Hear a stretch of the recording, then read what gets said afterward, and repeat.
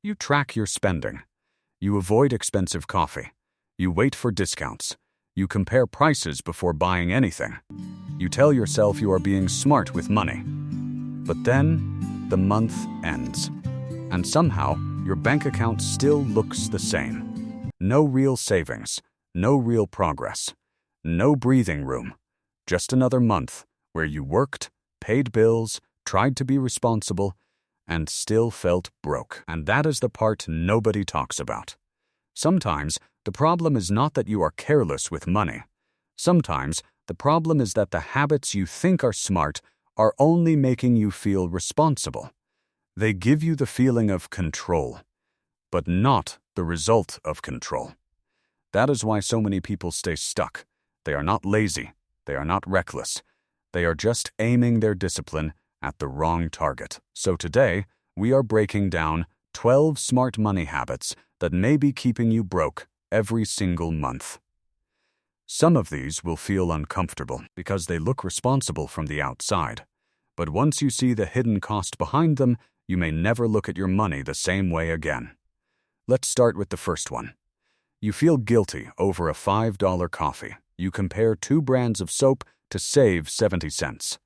You spend 10 minutes deciding whether a snack is worth buying, but at the same time, you ignore the expenses quietly controlling your whole month. Your rent, your car payment, your insurance, your subscriptions, your debt payments, your phone plan. Small purchases matter, but they are usually not the reason most people stay broke. A $5 coffee may annoy you, but a $700 car payment can destroy your budget. A $10 impulse buy may feel bad, but rent eating half your income is the real problem. This is why people cut tiny things and still feel trapped. They are trying to fix a broken pipe with a napkin. The leak is too big. The smart move is not to ignore small spending. The smart move is to stop pretending small spending is the whole game. Because if your biggest bills are too heavy, no amount of coffee guilt will save you. And the next habit is even sneakier, because it makes you feel organized, while nothing actually changes. A lot of people think budgeting means opening their bank app at the end of the month and feeling bad. They check groceries, gas, restaurants, bills, subscriptions. Then they say, "Wow, I spent too much again." But that is not budgeting. That is financial autopsy. You are not controlling the month. You are just studying the damage after it already happened.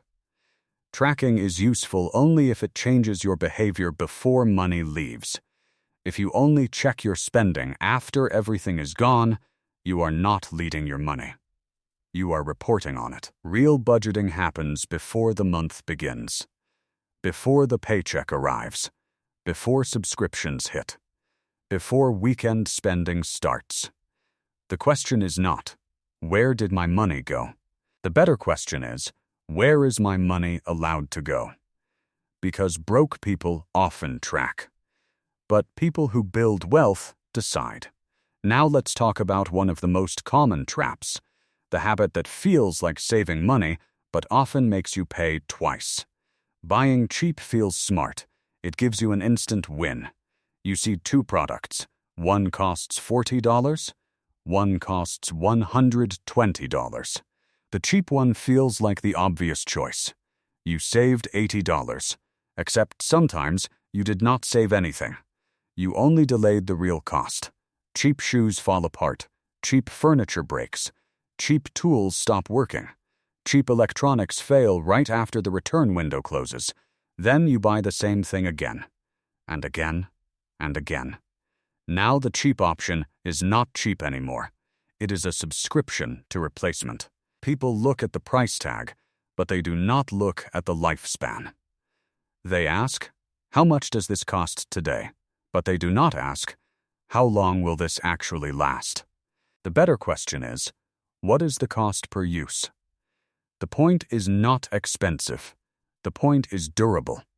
Sometimes the cheapest option is actually the most expensive one in disguise, and sales use the same trick, but in an even more emotional way. Sales are dangerous Because they make spending feel like saving. You see 50% off. You feel like you won. You say, I saved money. But did you? If you were not going to buy it anyway, you did not save 50%. You spent the other 50%.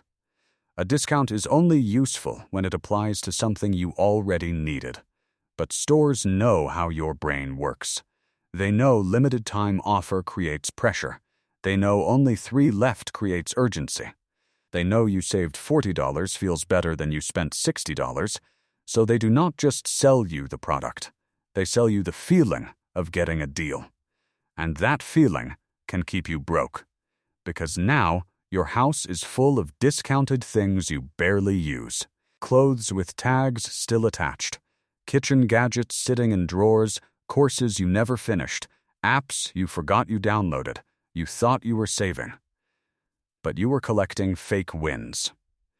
The rule is simple. If you would not buy it at full price, be very careful buying it on sale. Because a discount does not turn a want into a need.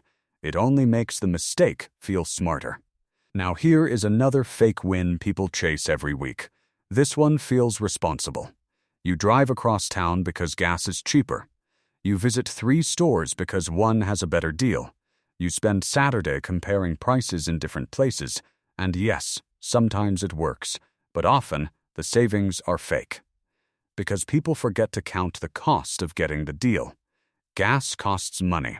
Car wear costs money. Your time has value. Your energy has value. Your peace has value. If you spend 40 minutes to save $3, that is not a financial strategy. That is unpaid labor. And worse, it makes you feel productive. You come home tired and think, I worked hard to save money today. But did your life actually improve? Or did you spend your weekend chasing coins while the big financial problems stayed untouched? This is where people get trapped. They confuse effort with progress. If the real savings are almost nothing, stop doing it. Being busy with money is not the same as being good with money. And this same mistake shows up when people try to do everything themselves. Doing things yourself can save money, but only when you actually know what you are doing. There is a big difference between skill-based DIY and panic-based DIY. Skill-based DIY is when you have experience, tools, and confidence. Panic-based DIY is when you watch 3 YouTube videos and hope nothing explodes. That second one can get expensive fast. You try to fix a leak and create water damage. You repair your car and make the problem worse. You do your taxes and miss deductions. You paint your own room and later pay someone to fix it. Now you did not save money. You paid twice. First with your time, then with your mistake. DIY feels responsible. But if the job is outside your skill level, the professional might actually be cheaper. Before you DIY something, ask yourself, have I done this before? Do I have the right tools? What happens if I mess this up? If the mistake is cheap, learn.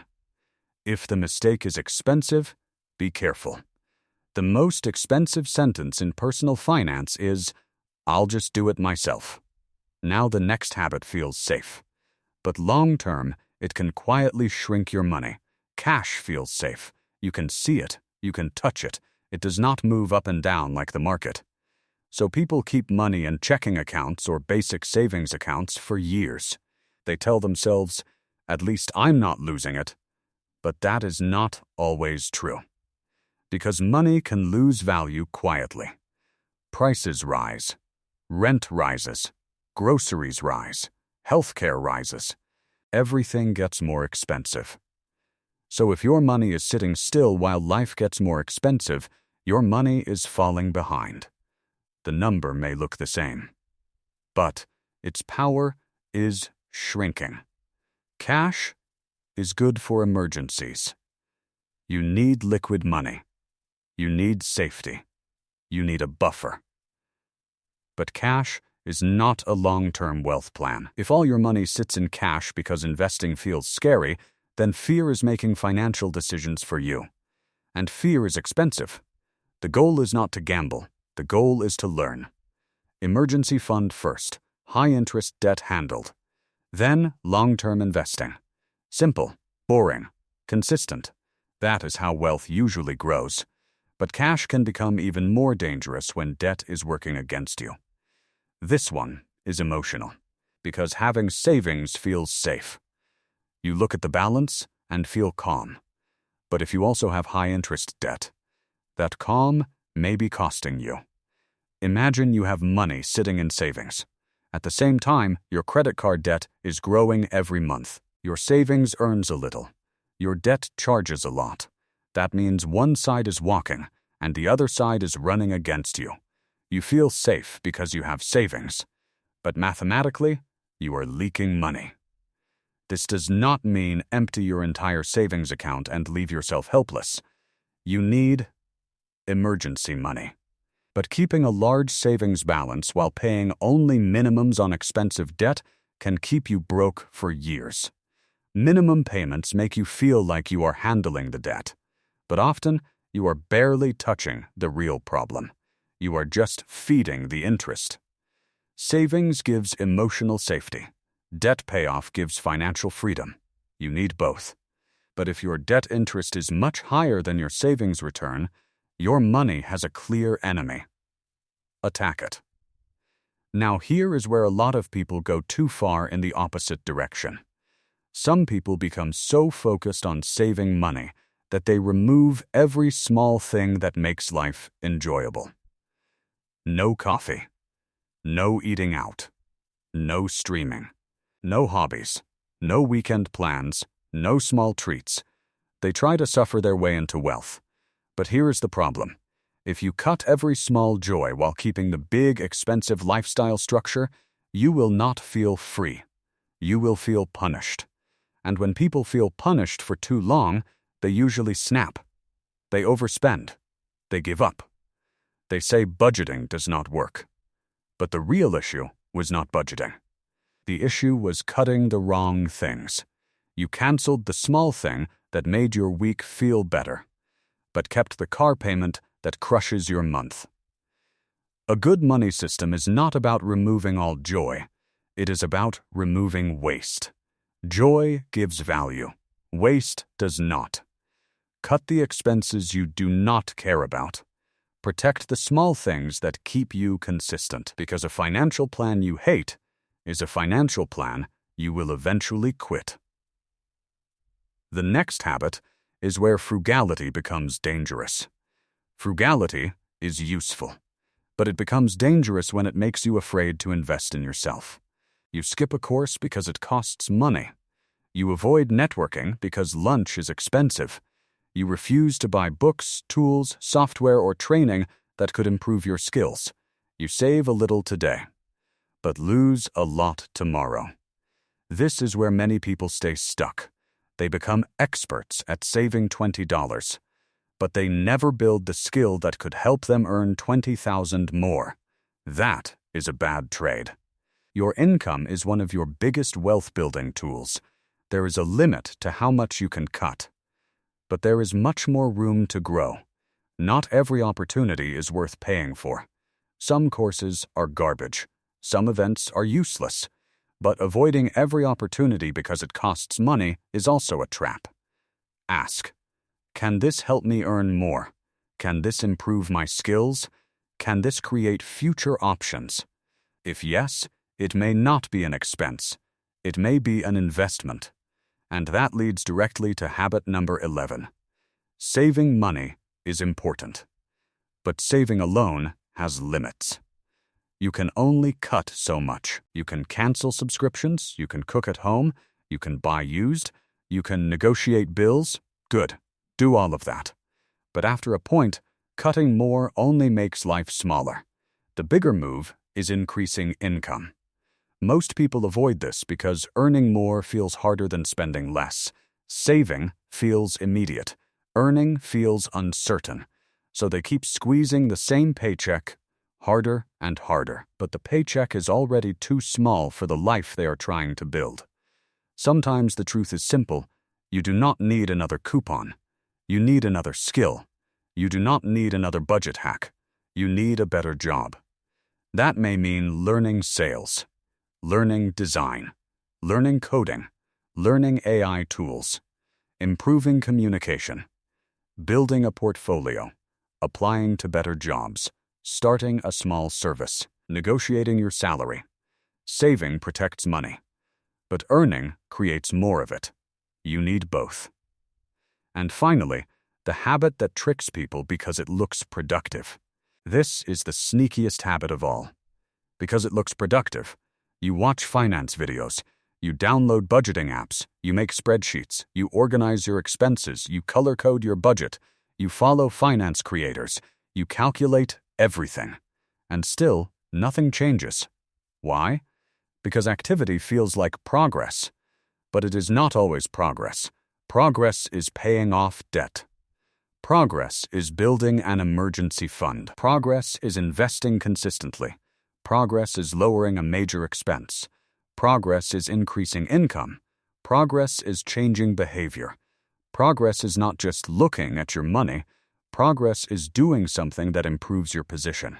So ask yourself honestly, did my financial activity this month produce a result? Did my debt go down? Did my savings go up? Did my income grow? Did I remove a real leak? If not, you were not making progress. You were just staying close to the problem. And that is not enough. Now here is the thread that ties all 12 habits together. Most people are not broke because they do nothing.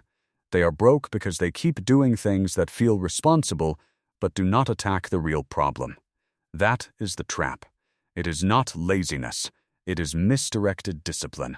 You are working hard, but your effort is aimed at the wrong target. And that is why the month keeps repeating. Same paycheck, same stress, same bills, same guilt, same end. The solution is not to become more extreme. The solution is to become more accurate. Stop asking, does this make me feel responsible? Start asking, does this actually improve my financial position? That question is brutal, but it is powerful, because it cuts through the fake wins, and it shows you what is actually working. Here is the simple reset. First, look at your biggest 3 expenses. Housing, transportation, food. If these are out of control, your budget will always feel tight. Do not start with the coffee. Start with the heavy stuff. Second, calculate the true cost of your decisions, not just the price. Include time, stress, replacement, debt, interest, missed opportunities. If the hidden cost is bigger than the savings, it is not smart. Third, stop treating all spending as bad. Some spending is waste. Some spending gives value. Some spending saves time. Some spending grows your income. Your job is not to spend nothing. Your job is to spend on purpose. Fourth, attack high-interest debt. Minimum payments are not a strategy. They are a delay. Build a small safety buffer, then get serious about killing the debt that is charging you the most. Fifth, build one income-growing habit. Just one. Learn a useful skill. Improve your resume. Apply for better jobs. Build a portfolio. Start a simple side service. Ask for a raise. Because saving is defense. But earning is offense. And you need both. Most people do not stay broke because they buy coffee. They stay broke because they confuse control with progress. They feel disciplined, but their debt is not shrinking. They feel careful, but their income is not growing. They feel responsible, but their money is not building anything. And that is the hard truth. A habit is not smart because it looks smart. A habit is smart because it moves you forward. So the next time you make a money decision, do not just ask, will this save me money today? Ask, will this make my life stronger next month? Will this reduce pressure? Will this increase freedom? Will this protect my future? Because the goal is not to look disciplined. The goal is to stop being trapped by the same month over and over again. Same paycheck. Same bills. Same panic. Same empty balance. You do not need more guilt around money. You need better targets, because once you stop wasting discipline on the wrong things, your money finally starts moving in the right direction. And that is when everything changes. If this made you rethink the way you handle money every month, subscribe. Because most people are not broke because they do not care.